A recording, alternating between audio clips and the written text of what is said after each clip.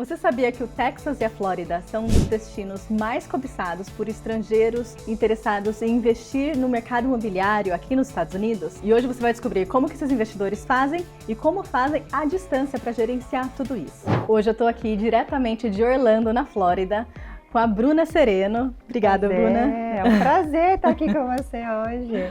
Ótimo, e ela vai explicar pra gente como que funciona esse investimento na Flórida, como que a equipe dela e toda a parte de concierge faz para atender esses clientes investidores aqui na Flórida. E a gente vai descobrir um pouquinho mais no detalhe como que funciona o investimento, qual que é a taxa de retorno, como que funciona a valorização e os principais bairros cobiçados para esse tipo de investimento aqui.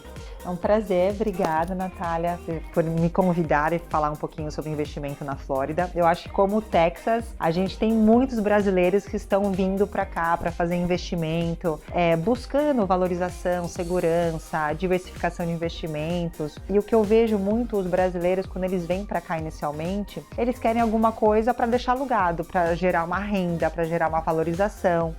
Muitos deles já têm amigos e conhecidos que têm imóveis aqui, mas muitos deles também não têm a mínima ideia como funciona, já ouviu falar, mas ainda não sabe, né?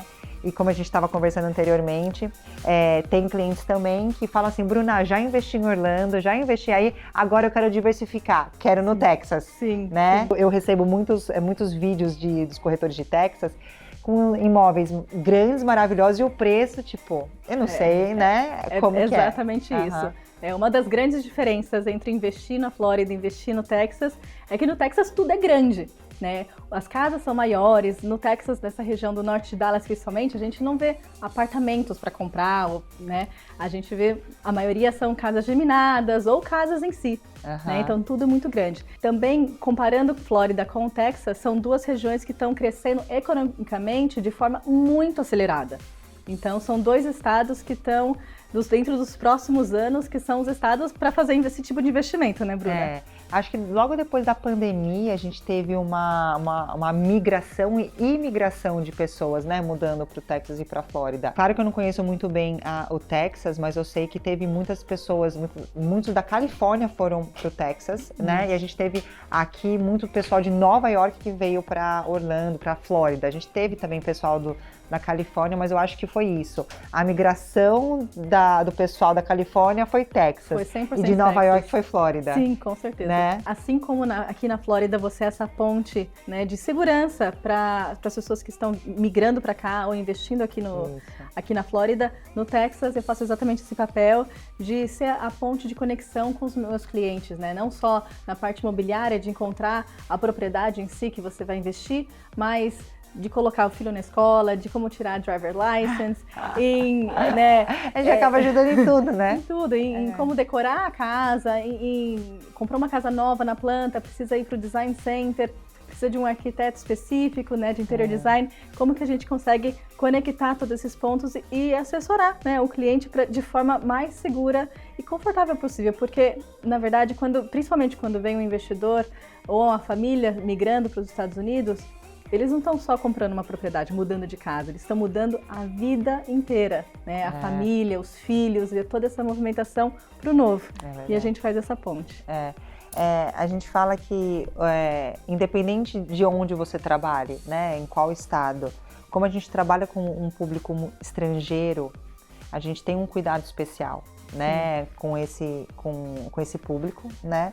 E com o investidor, a gente tem que também olhar, né, que está querendo mais números, setor, a gente também olha esses outros lados, né, de realmente o que está valorizando, qual que é a taxa de juros, se o número fecha, não fecha. Então a gente tem esse cuidado especial porque a gente se vê também nesse papel, né, como investidoras, como imigrantes, que um dia precisou de ajuda. E é um investimento em dólar, né? É um investimento não, né, no Brasil, que está em real, que já está em casa. É um investimento em outro país, em outra moeda, em outra região. E é importante ter esse porto seguro, né? Com certeza. Tanto aqui na Flórida quanto lá no Texas. E hoje eu vejo que cada vez mais os investidores, eles falam assim, olha, já investi na Flórida, que começa geralmente por aqui, né? Sim. E daí eles assim, não, agora eu quero investir no Texas. Já é certeiro, eles nem pesquisam muito, aonde que eu vou investir. Não, é Flórida e Texas, Texas e Flórida, né? Sim. Porque pelo pouco que se fala, já sabe que esses dois estados são estados totalmente fortes, estabilizados, um pouquinho fora dos Estados Unidos, né? Que não é, falar assim, tá dentro dos Estados Unidos, mas é um país à parte esses dois estados. Tem muito investimento, é uma política diferente que também atrai muito essas pessoas, a segurança que traz nos investimentos. Então é isso é muito legal, essa conexão que a gente está fazendo, porque cada vez mais a gente vai ver isso, Texas e Flórida. Então vamos começar para as perguntas e entender como que funciona esse tipo de investimento aqui na Flórida. Bruna, uma pessoa que hoje está pensando em fazer esse tipo de investimento, qual que seria o valor inicial, um imóvel bom, localização boa, qual que seria o investimento mínimo, assim, que uma pessoa, para começar a investir aqui? É legal você falar que algum imóvel bom, porque eu falo que tem todos os valores de imóveis, né? Então, às vezes o cliente, agora não tanto, mas eu tinha clientes alguns anos atrás que falavam assim, não, eu quero comprar um imóvel de $100 mil.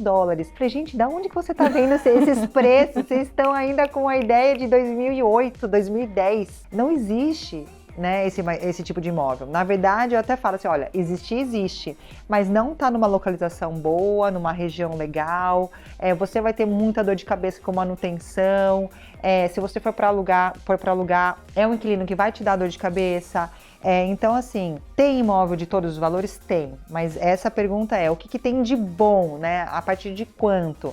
Novo, né? Se for comprar alguma coisa nova, vou falar a partir de uns 400, 450, né? Em regiões que estão crescendo, que tem estrutura, com boas escolas. Já revenda até tem nesses lugares mais baratos, mas mais antigos, assim. Quando a gente fala de imóveis mais antigos, a gente está falando de quanto tempo, qual a idade desses imóveis? 2017, não é nem assim tão antigo, né? Sim. 2016, 2017, porque como tem muita coisa nova, né, para nós os antigos já são novos até. Sim. Porque quando você vai lá para Boston, os antigos é 1980, né? 1980.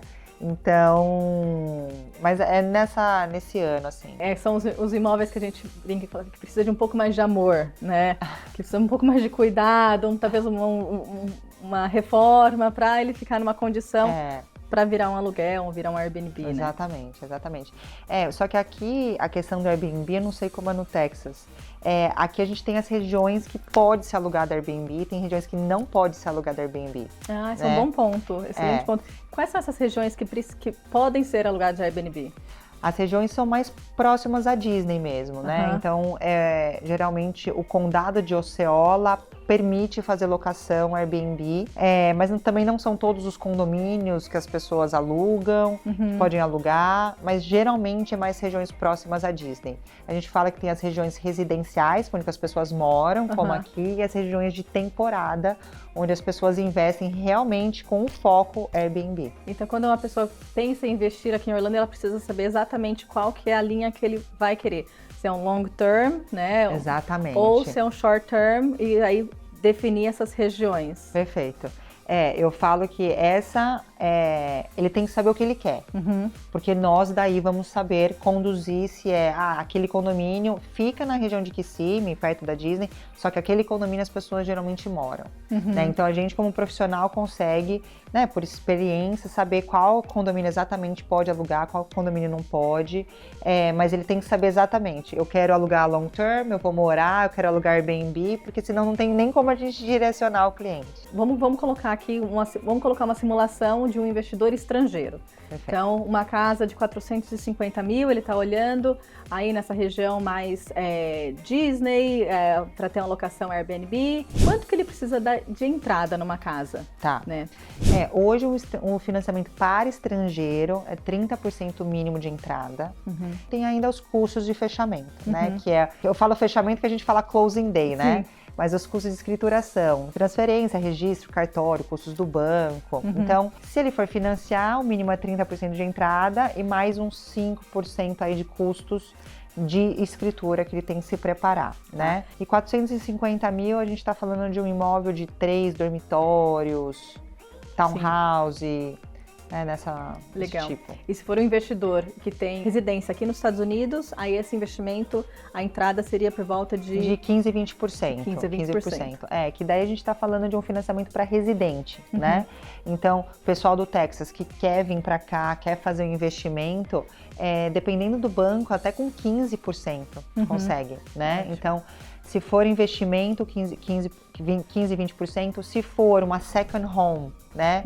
Que eles podem estar comprando daqui, quer ter uma casa deles de férias, que não vai alugar, 15% até consegue com um second home. Ah, perfeito. Vocês estão gostando desse conteúdo? É um tema que muita gente me pergunta e se você gosta, aproveita para curtir esse vídeo, ativa as notificações para não perder os próximos vídeos. Mas vamos lá, Bruna. Então, a gente falou sobre quanto que precisa de dar de entrada. Hoje a gente está aqui em final de fevereiro gravando esse vídeo, a taxa de juros aí está por volta de 7%. Considerando juros de hoje, né, que a gente também não tem bola de cristal para saber prever o quanto que vai ser daqui a um tempo, mas os juros de hoje, o investimento no retorno do aluguel, paga o mortgage? Essa é uma pergunta bem difícil de responder, na verdade, porque, como a gente sabe, o juros está muito alto, né, para o americano, e quando a gente coloca isso para um retorno do investimento, dependendo do valor que o cliente colocar de entrada, talvez ele não pague, né?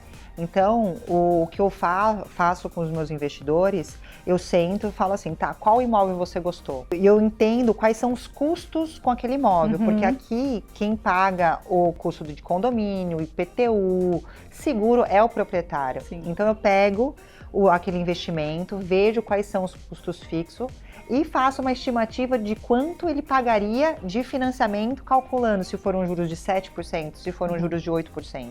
Sim. Então, assim, depende muito do imóvel para ver, tá, aquele imóvel X tem um custo de $3.000, só que ele aluga por $3.500. Tá legal, vai se pagar, né? Ou muitas vezes, você está comprando esse imóvel de 3.000, só que somando tudo, a receita é 3.000, mas a gente vai ter aí 3.200 de custo fixo. Mas em contrapartida, você vai estar ganhando muito na valorização. E é isso que muitos investidores não entendem, porque como no Texas, que está crescendo muitas regiões, bombando, o novo parque da Universal que você me falou, que está indo lá, aqui tem o Epic Universe que está construindo, que vai ficar pronto ano que vem, que é o novo parque da Universal, a revitalização da International Drive, muitas coisas estão acontecendo aqui também, a valorização é certa, é certeira que vai acontecer, só que vai ser a médio e longo prazo, né? Aqui a gente está falando de uma valorização, uma média de 4% ao ano, só que tem regiões que são mais afastadas, que está tendo muito investimento em infraestrutura, escola, hospital, que a valorização está sendo muito mais rápida. Mais acelerada. Sim. Então, assim, você está indiretamente ganhando na valorização, né? Se você conseguir, não tiver problema, às vezes, de pagar $200, $100 por mês a mais, porque a conta não está fechando, assim que os juros baixar, vai conseguir refinanciar e daí a conta vai fechar. Só que você comprou um imóvel mais barato, né? Sim, com certeza. Você pode refinanciar, se você pegar um juro de 7%, daqui a um ano os juros baixou para 5%, refinancia, só que em contrapartida a valorização foi de 10%, 15%. E não tem como a gente negociar, né? Então, eu falo sempre, olha, o momento é sempre agora, não pode ficar olhando o que passou, os juros que não pegou, o valor que não comprou, é daqui para frente. Então, se conseguir pegar nos juros de hoje, mesmo que seja um pouco alto, e se você tiver condições de dar essa diferença se não fechar a conta, aproveita, porque a valorização vai ser muito maior. Exatamente o mesmo se reflete aqui no Texas. A conta não fecha, mas para o investidor que está pensando a longo prazo, a médio e longo prazo, na valorização e consegue ter esse fôlego né, durante um período, aí pelo menos 1, 2 anos, até conseguir esse refinanciamento, porque a taxa de juros ela sobe e desce. Né? E se Deus quiser, vai agora já na metade desse ano já começar a baixar. Agora, esse ano é época de eleição aqui nos Estados Unidos, então a previsão é que baixe. Então, agora nesse primeiro semestre, quem está olhando em investir aqui nos Estados Unidos, agora é a hora. Esse é o momento, porque a gente sabe, né, que época de eleição o pessoal quer mostrar serviço, né? Então, o que eu tenho estudado é que os juros vão baixar mesmo. E nas nossas 2 regiões os preços vão subir, porque tem muita coisa acontecendo. Tem muita coisa acontecendo. Então eu falo assim, olha gente, invista agora. Eu tô com um investidor que ele tá vendo nessa região, próxima ao Epic Universe, porque assim, não tem como não valorizar a hora que o parque ficar pronto. Vão ser, eu até esqueci o número, mas de empregos diretos e indiretos, num parque de 3 milhões de metros quadrados, que vai ter hotéis, que vão ter restaurantes. Imagina quantos funcionários precisam para, né, dar conta do parque e quantos turistas não vai trazer mais, né? Com certeza. Então, assim, esquece o que passou, invista agora, mesmo nesse momento que a gente fala que tá um juros alto, mas assim, pro brasileiro, o brasileiro já tá acostumado, né? Ou pro americano, sabe que é um juros alto, mas se tem condições, tem que investir agora. Exato. É a minha opinião, entendeu? Não, e tá certa, porque tem muita gente que deixa para pensar em investir quando o parque estiver pronto. Ou quando o projeto ficar pronto. Aí perdeu essa janela de oportunidade que a gente tá aqui, né? Já perdeu, é verdade. Dizendo porque está em obra, está em construção, está em evolução, tanto aqui quanto lá no Texas, tem projetos que vão ficar prontos em 2026. Então a gente está em 2024, ainda tem aí 2 anos para conseguir fazer esse movimento, a se preparar para ter esse tipo de investimento aqui nos Estados Unidos, né? Tem clientes que você quer pegar no pescoço e falar assim, invista, gente, você não tá vendo que é um bom negócio? Pelo amor de Deus! Pensa na valorização, você tem condições, porque a gente acaba conhecendo o cliente, né? Se você tá vendo o que eu tô vendo, pelo amor de Deus, faz o investimento, porque vai valorizar. Você tá ganhando uma valorização em dólar, né? Comparado com o que tem de investimento, é seguro, é tijolo. Ah, Bruna, não sei se eu vou gostar da região, não sei se... A gente vende, a gente aluga, põe para alugar. Então, assim, eu sempre falo, invista agora, esse é o momento, refinancia. E você colocou um bom tempo, alugue. Como que a Selecta aqui na Flórida consegue ajudar a fazer toda essa gestão? Porque a grande maioria dos investidores que estão no Brasil, eles acabam, né, a residência deles é no Brasil, não vindo com tanta frequência. É uma das grandes preocupações deles, né? Como que eu vou cuidar, manutenção, jardinagem e tudo isso? Como que a Selecta consegue ajudar esses clientes? E do Texas também, que a gente tem cliente lá que compra aqui para investimento e diversificação. Sim. A gente criou aqui na Selecta o Selecta Concierge, porque a gente viu que tinha muitos clientes nossos que não queriam alugar a casa, não queria nem alugar para long term, nem aluguel de temporada, e falou assim, Bruna, quem vai cuidar do meu imóvel? Hoje eu tenho uma equipe que faz vistorias semanais, quinzenais ou mensais, liga carro, a gente tem clientes com carro aqui, faz compras de mercado. Agora no final do ano a gente montou árvore de Natal para alguns clientes que veio com a família. Então a gente olha a casa deles, que é deles, fechada, ou para empresta para primo, amigo, familiar, tudo, mas é uma casa como se fosse a nossa. Então a gente cuida, a gente tem esse Selecta Concierge, que tem sido muito legal. A gente tem pegado cada vez mais clientes que tem a casa aqui e ninguém cuida, né? E a gente também tem a parte que faz a alocação anual. A gente não cuida de Airbnb, casa que aluga de férias. A gente cuida também se o imóvel for alugar anualmente. A gente procura o inquilino, a gente faz toda a verificação de quem é o inquilino, faz as cobranças mensais. Se tiver alguma manutenção, a gente cuida do imóvel. Mas é um outro tipo, né, de serviço. Então a gente tem o Selecta Concierge e a Selecta Property Management, que daí a gente cuida realmente das locações anuais. É um cuidado 360, né? 360. E muito obrigada por perguntar, porque a gente quase não divulga isso e é um trabalho que cada vez que a gente fala, mais clientes falam assim, nossa, meu amigo tem uma casa aí, eu tenho uma casa que ninguém cuida.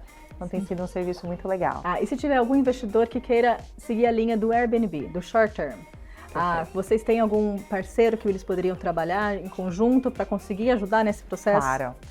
Aqui a gente fala que a gente ajuda em tudo, né? A gente ajuda a não só achar casa, mas mobiliar a casa de um jeito que seja atrativo, indicando os parceiros para isso, a parte de gerenciamento da casa, as empresas que trazem o melhor resultado, porque muitas vezes tem empresas que são mais especialistas em um determinado condomínio, entendeu? Então, dependendo da onde que o cliente comprar, eu tenho as empresas que falam assim, nossa, essa empresa é muito boa nesse condomínio, né? Tem serviço de manutenção no próprio condomínio, porque eles têm muitas casas. Então, a gente tem serviço para tudo. Para contador, imigração, decoração, que é para realmente auxiliar o cliente, tanto estrangeiro quanto local, que precisa desses serviços. Bruna, obrigada pela essa oportunidade de explicar um pouquinho mais sobre investimento aqui na Flórida.